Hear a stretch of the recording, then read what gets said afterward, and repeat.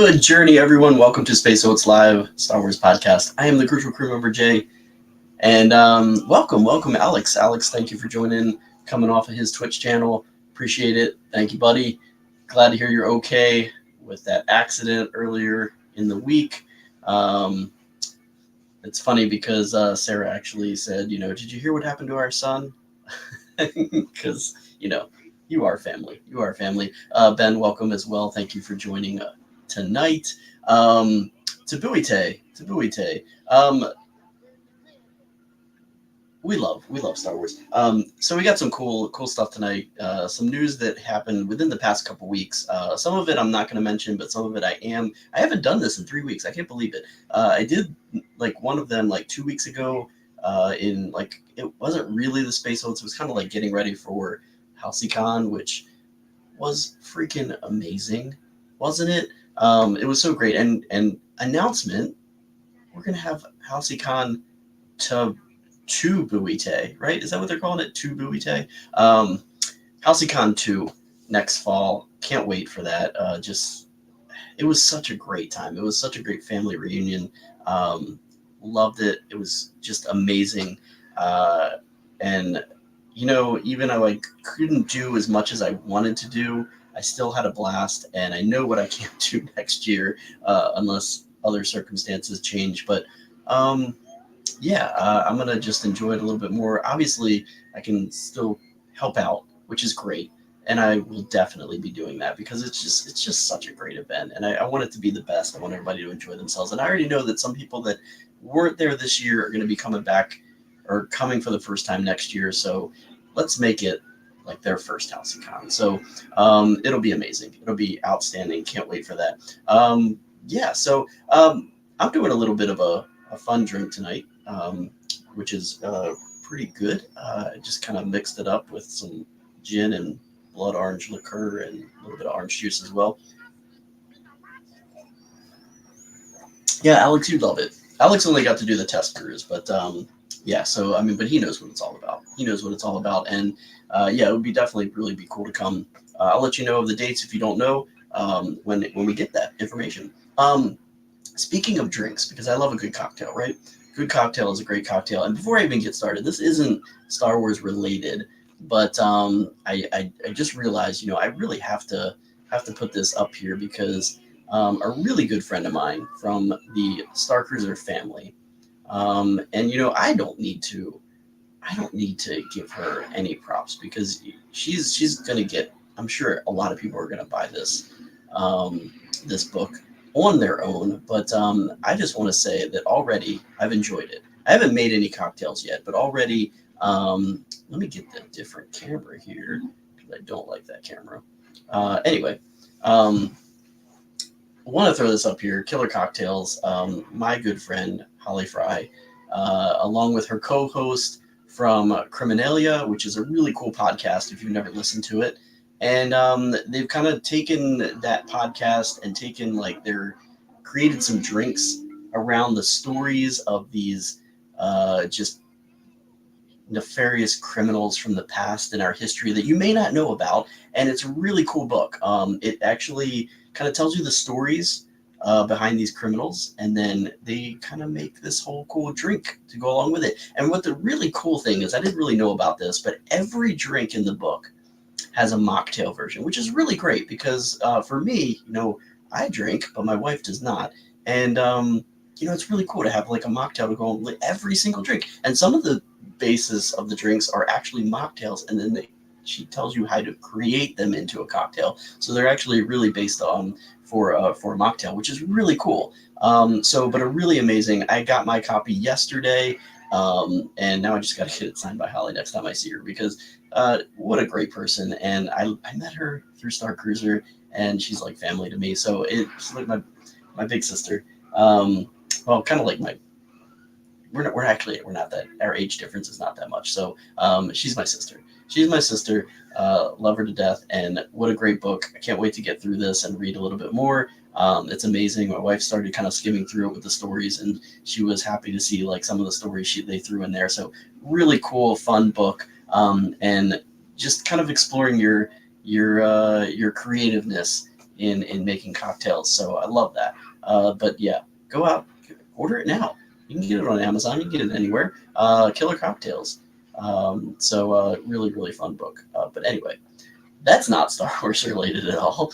But I just wanted to throw that out there because she is a really good friend of mine, and she's done amazing things and has been so generous to me. So what little help I can give to her, I would always love to. And yeah, so she's amazing. Anyway, beyond that, let's start talking about Star Wars, right? Because that's what we're really all here for, is Star Wars. So we are going to start off with Not Long Ago in This Galaxy, which is looks like a book you need to get. I would definitely say that. It's a fun book. The interesting thing is the cocktails. You gotta kind of expand your liquor cabinet, because I actually don't have any. Well, I probably do, but I was looking for some gin drinks. I didn't have anything that I could throw in and mix together with her gin drinks that she has, because I'm missing some ingredients. So I gotta get more additives to my bar. It seems like. But we're going to actually do a little bit of Not Long Ago in This Galaxy, and I'm going to go ahead and throw that up there because it is the anniversary of the Phantom Menace on DVD today. Yes, the Phantom Menace on DVD was October. What is it today? It's October 16th. October 16th, 2001 was the release date for the Phantom Menace on DVD, just the single version. This copy right here that I have my copy as well. I'm actually watching some of the deleted scenes, which is pretty cool. Just going through some of that pod racing scenes that were kind of cut. But one of the interesting things about the Phantom Menace is when they did bring it to DVD, they actually extended it. So it's not like the theatrical version. It is extended. Specifically, the pod race scene was extended, which I didn't really know at first, but when I first put it in when I got home, I was like, "This is a way longer pod racing scene," and I loved it, and I was so happy that they did that. And yeah, and they've changed it up even a little bit since then, with the Blu-ray, with the digital versions and copies. They've cleaned it up and everything. And kind of honestly, like watching the original version, which is what I have in right now, you can just see the difference. I don't know if you ever go back and you watch like the original versions of the DVDs, if you have them, even the Blu-rays compared to the digital quality. There are differences. There's such differences, and like it just looks dated.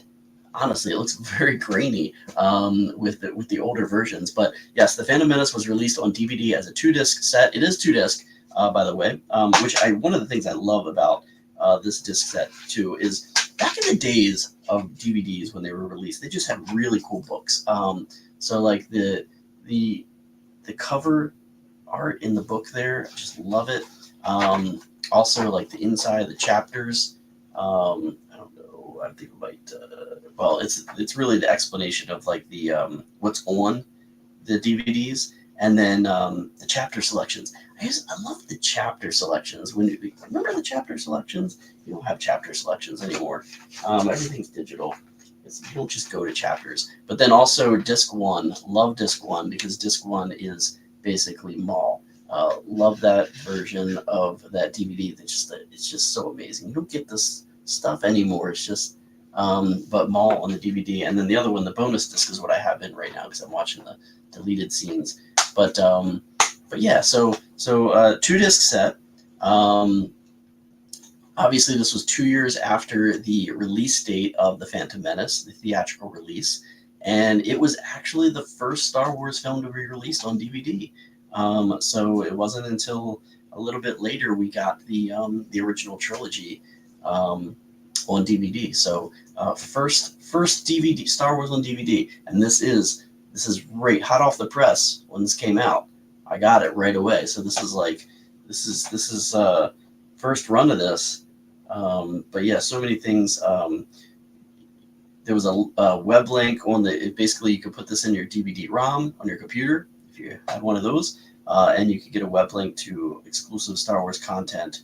But some really awesome, the Duel of the Fates music video from John Williams was in here. Just so much cool stuff on this DVD, and yeah, nice commentary, all that good stuff. Pretty amazing. But I still have my original copy from back in the day. So that is what happened not long ago in this galaxy. It belongs in a great quote. Great quote. That is not long ago in this galaxy. I do this every day. I usually post on my Instagram page something that happens in Star Wars history, and sometimes I talk about it on the way to work on YouTube. So on this channel right here. So that is a reason for you to subscribe and hit those notifications so that you know when I'm going live, because you never know when we're going to talk about Star Wars. You never know. But yeah, so that is what happened today, not long ago in this galaxy. Let's switch it up. Let's switch it up to Star Wars Celebration, shall we? Because and this actually happened like a couple weeks ago. I think it was like hot off the heels of HalcyCon, getting ready for HalcyCon. So I think I posted something on Instagram about it, but I'm really excited. I love the badge art, even though, and I think this year I might end up getting the the like the badge art collection from this year, because like last year I was kind of kicking myself that I didn't do that. The badge art was really cool last year, and I ended up getting a bunch of different ones because I ended up getting like each individual day pass, which sometimes actually is better because you get different badge art every day, but you don't get like the full day pass. So I'm wondering like what which one is going to be the 3 day pass, because that's what I got. But I might end up getting like the whole. I think it's 17 of them, because you'll get, if you sometimes when you go at Star Wars Celebration, they'll have like the badge art collection, like Ben's saying, where you can go to the booth and you can buy like an art print of everything. And so all 17 of them, and sometimes they're connected together. Like last year's was really cool because it connected it together, the way the badge art was, and it was almost like a full poster, which was really cool. So I'm hoping it does that this year. But the badge art this year, so this actually was released on October 8th. They did a preview. You can see a bunch more now, but I don't have them all up here. But the badge art is just masterfully illustrated, and it has that art style that just is just killing me. Like I'm loving it. It's this is the reason why I wore this shirt tonight from Roosevelt's. The the I just love Japanese art, and I love Star Wars Visions. The first seasons, particularly because of the art style that was in the animation, was just so reminiscent of like everything that George Lucas like drew from for inspiration. I might have to turn on my light. No, I don't. I just want to like real quick. I don't want like this to like go out, so I'm like watching the DVD. So I just want to pop something else on there real quick. But anyway, it's it. I know like Ben's probably gonna kill me on this because he's been practicing his Japanese, him and Amy, and so is my wife, and she's not here, but she would kill me too if she if they heard me try to pronounce some of this stuff. But it's illustrated in the ukiyo-e style. I don't know if I said that right. I'm trying. I'm not the best with linguistics. So, but it's a traditional Japanese art that thrived in the 17th to 19th centuries. And the artist that created these badges is Takumi. And he was born in the northern region of Japan. And he began his career as an illustrator after winning the weekly Shonen Jump Rookie Award in 2012. So that's when he kind of just like went forward with his animation work. And you just started learning. Awesome. Yeah. I fell kind of behind, and I really need to get caught back up and start practicing again. But he's actually since worked on official merchandise designs for several artists, and also in Japanese anime. And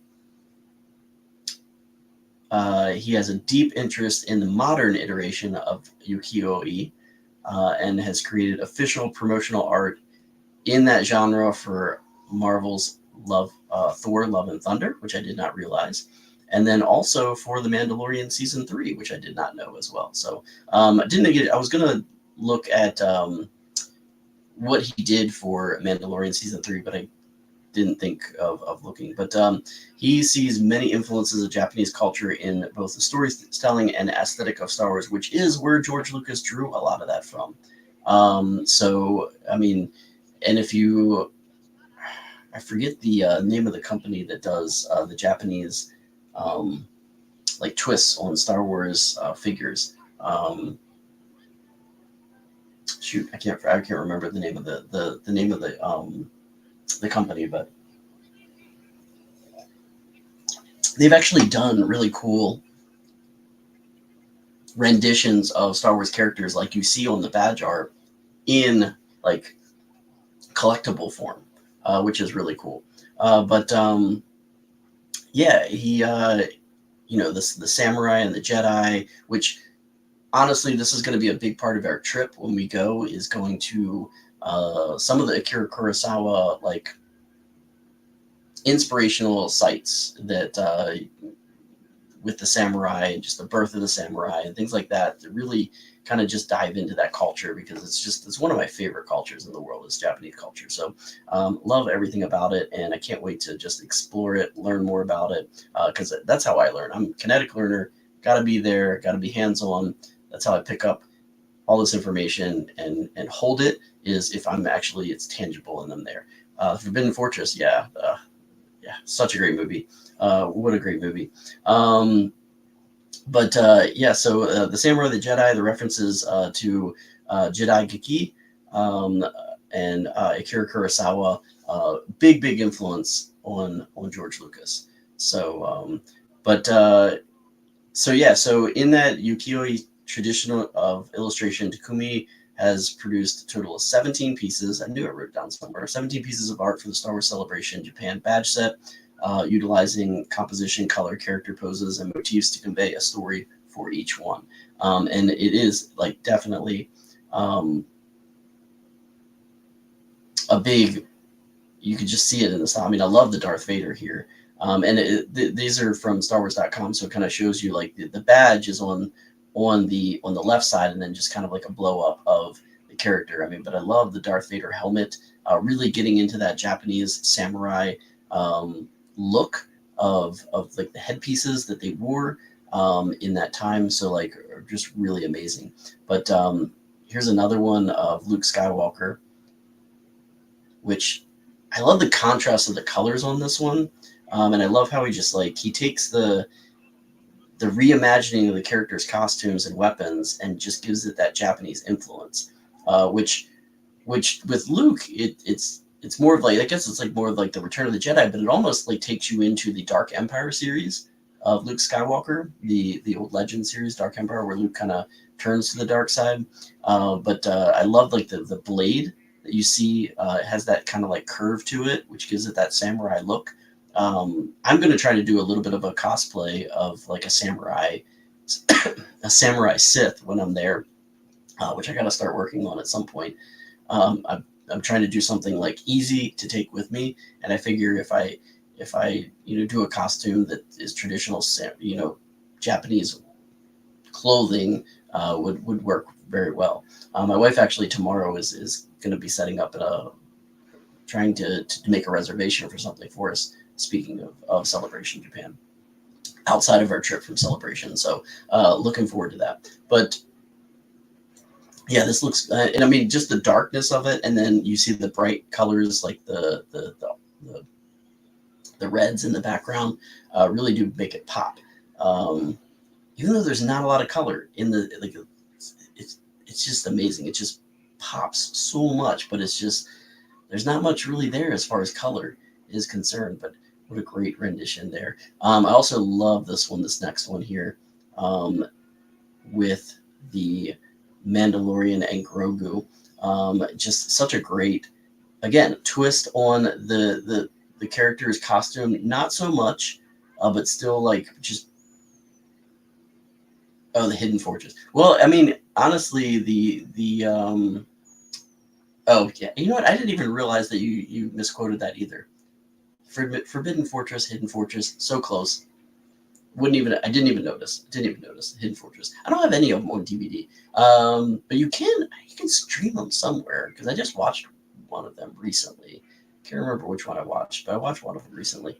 But yeah, just the little twists in the character development. This one probably has the slightest changes to it, but still really cool. Wonder which one is going to be the 3-day badge, honestly.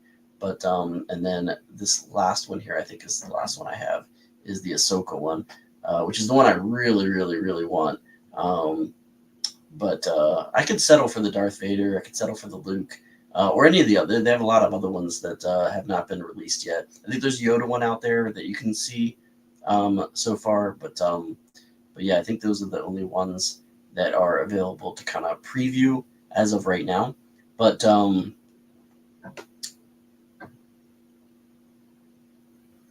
again, in addition to the characters in the arc, the backgrounds are just so they're so much filled with the motifs of inspired by the seasons, nature, obviously like the cherry blossoms. That's going to be a big thing. I'm sure that's going to come out. I love the blossoms here in the Ahsoka one. Just look really cool. What's the Ahsoka? Your mom wants the Ahsoka one. The Ahsoka one is amazing. I mean, Ahsoka to me, especially in the live action Ahsoka, just has so much Japanese pull into her costume in the Ahsoka live action series. But yeah, just like the seasons, the nature, the respecting of the traditional ukiyo-e techniques in these backgrounds, which is just so cool. Like I love it so much. It's amazing. Yeah, so that is some of the badge art that's been released. There's another, like I said, there's another one out there. The Yoda one, I didn't pop that one up, but just want real quick. Again, I just want to go back to. I don't want my screensaver to come on. I just want to continue with Star Wars. So just trying to think of something to put on. Let's do that. All right. Yeah, another announcement for Star Wars Celebration. We've had a bunch of announcements of celebrity guests, and this one was just released, I think, yesterday or the day before yesterday. Mads Mikkelsen is coming to Celebration Japan. So really cool to have him part of it, which is I don't know if we'll maybe I'm kind of curious as to why he's coming. I know Andor is coming up soon. Obviously, we're getting closer to Rogue One. Are we going to have Galen Erso possibly in Andor season 2, maybe as a cameo? Who knows? But yeah, so the father of the Death Star, and as well as Jyn Erso's papa, is coming to Star Wars Celebration Japan next year. The Japanese, I'm not sure I'm familiar with that feel, but they do bring out the samurai look. So you're much up on your Japanese culture knowledge than I am, Ben, by the way, probably. I'm sure you are. But anyway, yeah, so Galen Erso, Mads Mikkelsen, coming to Celebration Japan. Really looking forward to that. Don't know what part he's going to have. Maybe he's just going to be doing signings. Who knows? But it'll be cool. I just don't know if there's any sneak peeks for Andor coming out. Maybe, I don't know. Andor season. Been watching the season 1. I just finished it again today. It had been a while since I watched it. I don't think I actually had watched Andor since the release. So it had been a while, and man, what a good series. Every time I watch it, well, it's only been 3 times, I guess. I watched it when it first came out. Probably watched it right after. Haven't watched it since. But Genevieve O'Reilly, the Mon Mothma character, just amazing. Just gives me chills. She does. Especially after seeing her in Ahsoka come back, going back and watching her, just spot on. I would just love a series based on her character. I don't know how it would work because it'd be very dramatic, I guess, but I love the whole Chandrila culture bringing into it. It just ties you into CSL a little bit more. I don't. It's just amazing. But anyway, I digress with that. But Genevieve Riley is amazing. But Galen Urso, Mads Mikkelsen coming to Star Wars Celebration Japan. Another really cool thing. I love the fact that we are getting these Star Wars retro games getting re-released. I've bought a lot of them. I'm playing a lot of them. It's so much fun to go back and relive my early gaming years. And I didn't play a lot of this one, honestly, but I'm looking forward to this one. I can definitely see myself buying this one when it comes out. And that is Star Wars Episode 1 Jedi Power Battles is getting a re-release, and that has been revealed this past week. And there you can get your first look of this with a trailer. There's a trailer on StarWars.com on the YouTube channel as well. I did post the link in my description of this podcast. So, but you can go to StarWars.com as well and look it up. But there is a trailer for this. They've made some adjustments to it because Mace Windu's lightsaber was the wrong color when it was first released. I did not know that because again, I barely played this game. I think my next door neighbor had it, but I didn't really play it that much. But it is getting released. There's a really cool image gallery, which I'm going to scroll through some of the images just so you can see some of the release images. I mean, there's Darth Maul there with his double-bladed lightsaber under a different developer instead of Aspire. Battlefront 2. See, I haven't played that's the one I have not got. Is it really that bad? The Battlefront 2? I don't know. I've not played it yet, but yeah, you're gonna be able to get this on pretty much every platform: Xbox, Steam, PlayStation, and it arrives on January 23rd of next year. So kind of be like an anniversary gift for me, I guess, right? But yeah, there's one of the Darth Mauls. I love this. It's great how you can still you still get the kind of blockiness of the characters. They get that retro feel, but it's just cleaned up just enough. But there's another sequence there. This one's a cool one too. Plo Koon and Mace Windu wreaking havoc on some battle droids there. And then there's a couple cheat code things that you used to be able to do on the old one. I do remember this one, the big head characters. I love that. I think there's also a big feet little crossover thing that you can do on the bobblehead. That's what it's called, bobblehead mode. That's right. I love that. It just looks so funny. That just makes it worth it, right? To get the games that did all that weird, crazy stuff back in the day. I think one of the biggest games that I love that did that kind of stuff is Tony Hawk Pro Skater. I used to be a big fan of those games. And just getting some of the characters and things that you could skate around, like Spider-Man and stuff like that, was a lot of fun. Skateboarding Spider-Man was hilarious. But yeah, so yeah, that gets released January 23rd of next year. If you're a big fan of those original games, I got a couple of them on my Xbox that I pop in and play just to relive, like the Jedi, the Dark Forces games, and all that stuff. So. Love it. So it's a lot of fun. Oh, how times have changed with gaming. But it's good to go back to those. They are a lot of fun to play. Another really cool thing that's happened this month, one of my favorite series, Star Wars Rebels, turns 10 years. I can't believe it's been 10 years since Star Wars Rebels. I'm thinking I was back in Maryland then when that series came out. I was so nervous about it because I knew that Disney was taking over and didn't know how kid-friendly it was going to be or what was going to happen.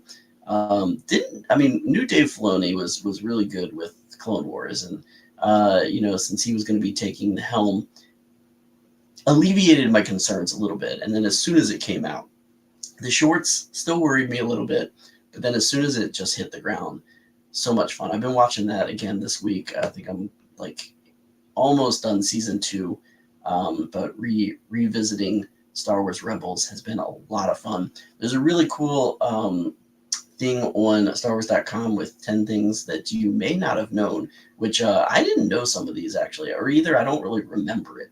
But one of the really cool and one of the cool things is the art style, especially with Sabine being kind of an artist, and just seeing some of the art in the background is really cool. I did not know that like a year before Star Wars Rebels, when they were looking for to kind of hire people, there was a website which was Senior Fleet Systems, which Senior Fleet Systems was one of the um, shipyard companies that created some of the ships in the Star Wars galaxy.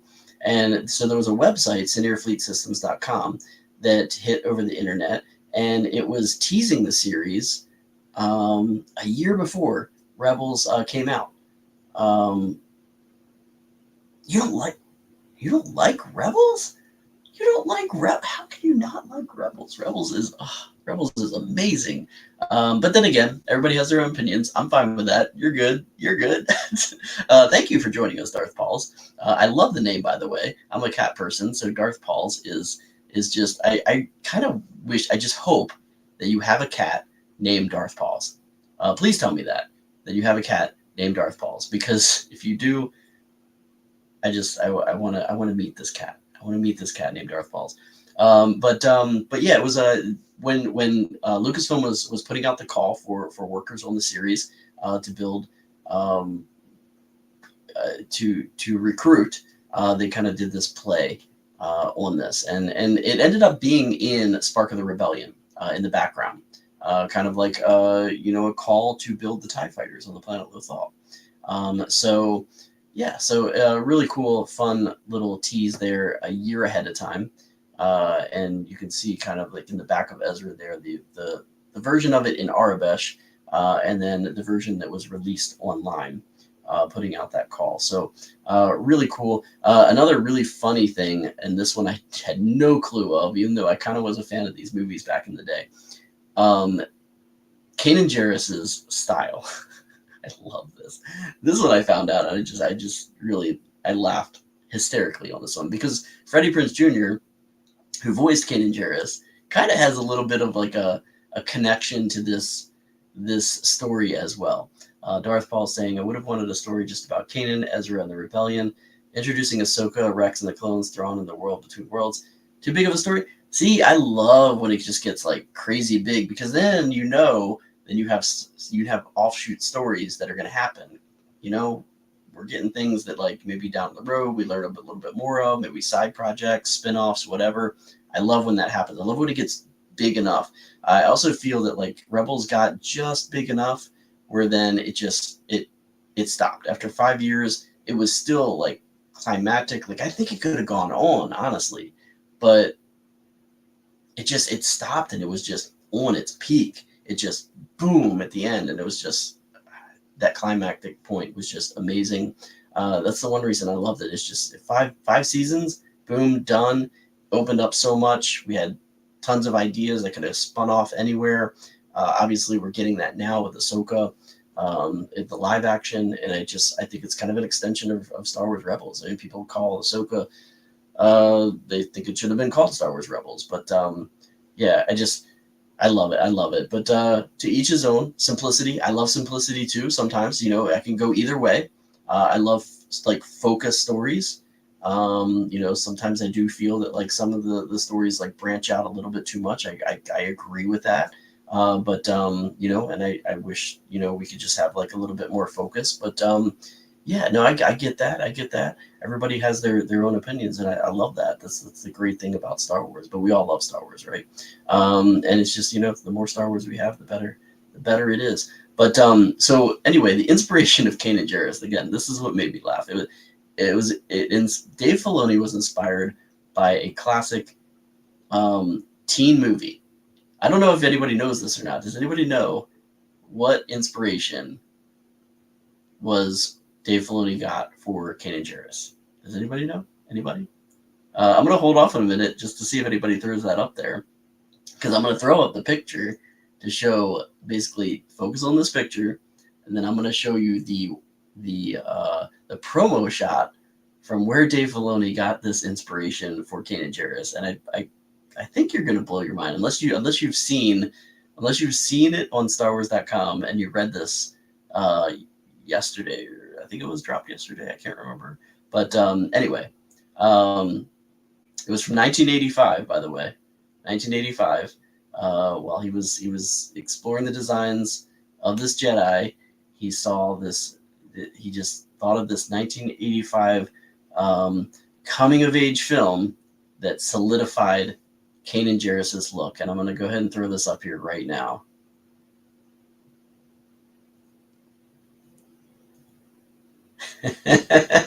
Just look at it. It's almost the same, right? Breakfast Club. Judd Nelson's character in the Breakfast Club. I mean, the hand in the lap and everything. That is the character that inspired Kanan Jarrus, according to Dave Filoni. That's what he said. This is not coming from me. This is not coming from me. This is not what I kind of can I do two? I don't think I can share two things. Let me see if I can. I've never tried to share two things, so let me see if I can. No, I can't. Oh well. Anyway, I'm gonna go back to the Kanan Jarrus one. Can I just go back to the Kanan Jarrus one instead? Let's go back to the Kanan Jarrus one. I can't have Judd Nelson up there on a Star Wars podcast, but inspiration for Kanan Jarrus, Judd Nelson, which is funny because those coming of age teenage movies back in the 80s, the Breakfast Club. So I was a big fan of those because I grew up around that time. But as well, Freddie Prinze Jr. was kind of the coming of age 1990s teenage movies. If anybody remembers that, he was in a lot of those movies back then. I can't remember the one, Can't Hardly Wait, I think. Just there were a couple ones that Freddie Prinze Jr. was in as well. So kind of like, I wonder if that had a part in picking Freddie Prinze Jr. as well as the voice of Kanan, was that teenage heartthrob actor to fulfill that role. I don't know, but I would love to find that answer to that question out. But yeah, so the Breakfast Club, Judd Nelson's character being an inspiration for Kanan Jarrus. Who'd have thunk it? I had no idea. And then the Jedi Bendu, one of my favorite kind of like side stories, which really I think expands. It really started to expand the Force and the kind of like the following of the Force, those who use the Force and why, and the different factions. It wasn't just Jedi, it wasn't just Sith. We got different versions of people that had knowledge of the Force, that used the Force. The Jedi Bendu, Tom Baker voicing the Bendu, which of Doctor Who fame, if you're a Doctor Who person from back in the day. Great voice work done on the Bendu. Love the Bendu, but the Bendu has ties. And if you're a Star Wars fan and you've been a Star Wars fan, you know the Jedi Bendu was part of the original script dating back to 1973 when George Lucas first started writing Star Wars. He called the Jedi Knights the Jedi Bendu. So I love the pulling from old classic or just unused material from George Lucas from way back in the day. I would love to learn more about the Bendu, because we got that little tease in these couple episodes, but I would love to expand off of that and really like learn a little bit more about. I mean, we're getting so much in Star Wars now with different offshoots of the Force users. We've had the Night Sisters using dark magic. We've had the cult that is on Brendok, the mothers there that are using what do they call it, the thread instead of the Force. Just so like the Mortis Arc series, just so many different aspects of learning like what the Force is and the different opinions or how to use the Force, because it's all the same. It's just what does anybody call it? How do they believe in it? How do they use it? But it's all connected. And I love that part of the Star Wars. It's just expanding on the knowledge and just broadening our aspects of things, just taking it in different directions, different storytelling, which I love. Some people don't embrace it, and then series are canceled. Judd Nelson is Bender. That's hilarious. Love that. Great callback to that one as well. But yeah, so the Bendu callback was amazing to be able to have that as well. And then this one actually is kind of twofold. I loved the episode where Princess Leia was involved. That was the A Princess on Lothal episode, which was such a great episode, having Princess Leia in that episode. A couple things about that one. Leia's outfit, which you can see the sketch there, that was actually an early, that is what her costume looked like, or based off of that original sketch from Ralph McQuarrie. Again, Dave Filoni just pulling from kind of way back, taking those sketches from Ralph McQuarrie for Princess Leia, using them as a younger version of the princess, kind of starting in that rebellion age. So really cool to be able to see that brought to the table in Star Wars Rebels. Also, her voice was actually the same voice if you ever have ridden Star Tours. Princess Leia's voice in Star Tours is the same voice actor that does the Princess Leia voice on Lothal. So Dave Filoni looking for a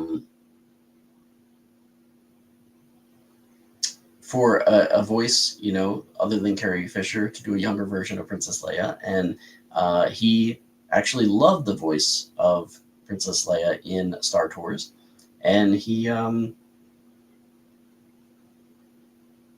they looked up the actress, who was Julie Dolan, by the way, and she did the voice acting for Princess Leia in the episode of Princess on Lothal. So amazing. Love that episode. That's a great episode as well. The Inquisitors design, which I did not know this either, was actually kind of pulled from a little bit from Galen Starkiller Malik from The Force Unleashed. At least the lightsaber that he used. It was an unused concept that we were going to get for Force Unleashed, that lightsaber look that was kind of like cast aside. And of course, why not use it? Concept art comes and then doesn't get used. And, other people say, hey, down the road, this is going to be amazing. So the Grand Inquisitor wielded that lightsaber, that cheat mode lightsaber, as Dave Filoni put it, was very familiar to the concept artist, Amy Beth Christensen, who kind of was in the process of designing the look of Galen Malik's lightsaber in The Force Unleashed, which, again, one of my favorite games of all time. But that lightsaber ended up some of the original concept art being used in Star Wars Rebels.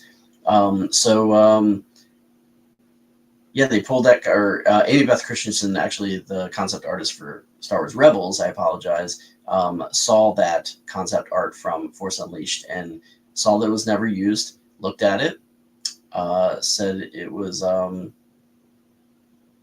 fit for this new Grand Inquisitor, and then the Inquisitors in general. And now we have it in live action, which is amazing. So it's really cool to be able to have these concepts come to life and then become so prominent in the Star Wars galaxy. And speaking of the Inquisitorius, the Inquisitors, they actually pulled some of the look of some of the Inquisitors from other concept art. And the fifth brother, who debuted in Star Wars Rebels, and then of course we know that the fifth brother also ended up being in the live action series Obi-Wan Kenobi, which was really cool to be able to see characters go from animation and then to live action is amazing. There was a lot of things that started on Star Wars Rebels, so a lot of credit due to things that we saw. That fifth brother has a lot of behind-the-scenes connection to Kylo Ren, actually, which I did not realize. But the concept art for Kylo Ren and his helmet ended up being what we see as the fifth brother's helmet. You can see the concept art there in the background, which was concept art for Kylo Ren, and then kind of turning over to the fifth brother. So yeah, so that was supposed to be kind of the way Kylo Ren looked in The Force Awakens, and didn't make it into the film, which is really cool to be able to have something like that happen. And then one of the other amazing things that happened in Star Wars Rebels was that final duel and meetup of Darth Maul and Obi-Wan Kenobi. And kind of got like an inset shot there from the Phantom Menace, with the duel between Maul and Qui-Gon Jinn. And we know that like how, Maul did that move on Qui-Gon Jinn before he killed Qui-Gon Jinn. And he tried the same move on Obi-Wan Kenobi. If you didn't realize it, it is that same move where he takes his saber and he, kind of headbutts Obi-Wan Kenobi. But Obi-Wan Kenobi realizes the move he's going to do, being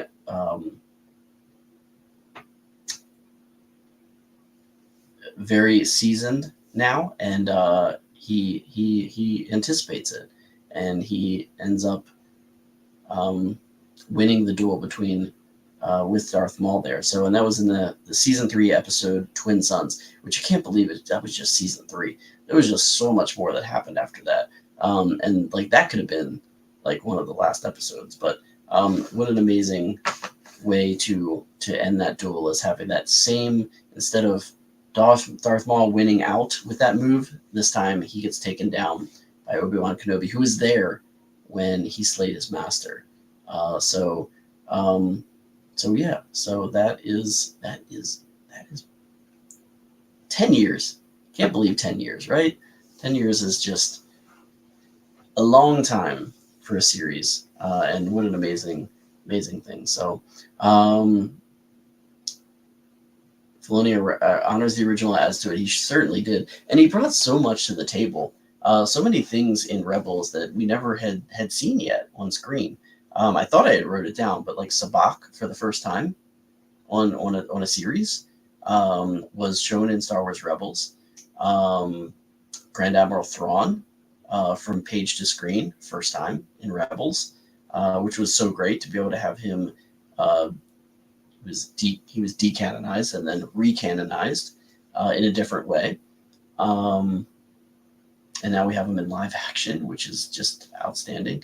So many things. The concept art for Chewbacca with Garazeb Aurelius. That was the original concept art for the sidekick for Han Solo.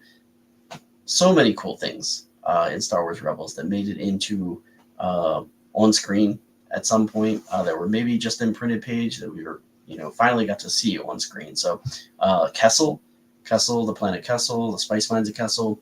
We got to go back there in Solo, and then awesome cameos: Lando Calrissian, R2-D2, C-3PO. So many different cool cameos. Again, Mon Mothma. Just an amazing series. Love it so much. But yeah, that is it for tonight, I believe. Again, HowSicon 2024 was amazing, by the way. It was so great to see everybody, and can't wait to do that again next year. Got so many things, little trinkets and things, which was awesome. So that is it for tonight. Thank you all for joining. Had a good amount of people tonight. Better than average. I don't usually get a lot of people live, but appreciate it. Starkill 20, Alex, thank you for joining. Ben, thank you for joining. Darth Pauls, love it. Thank you for joining. Love the name, by the way. I missed a text, one that you put up there, where the Jedi Bendu and the Journal of the Wills. Yeah, that's where that came from. Yeah, thank you for pointing that out. But yeah, great chats. Thank you all so much. Appreciate it. You can see me growing. I hope so. Spread the word, everybody. And then, maybe one day I'll even have guests on here or whatever. Who knows? I don't know. I just need to get better equipment. That's all it is. But again, thank you for joining Tabuite. Remember, until next time, do something Star Wars. Watch some Star Wars, listen to some Star Wars, read some Star Wars, play some Star Wars, do something Star Wars each and every day, because, why not? But most importantly, whatever you're doing, may the stars light your way. Have a great night, everyone. I'll see you next week.